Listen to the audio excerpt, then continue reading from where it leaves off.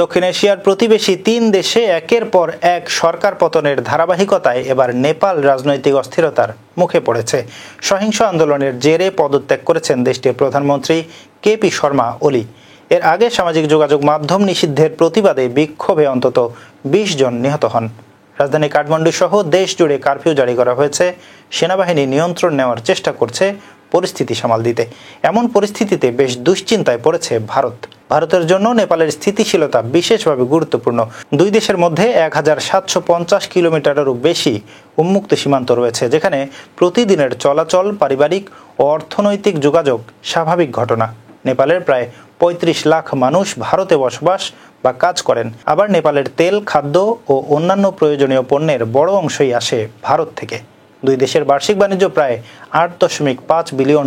বিশ্লেষকদের মতে ২০২২ সালে শ্রীলঙ্কার বিদ্রোহ কিংবা সম্প্রতি বাংলাদেশের রাজনৈতিক সংকটের মতো নেপালের অস্থিরতাও দিল্লিকে বিস্মিত করেছে।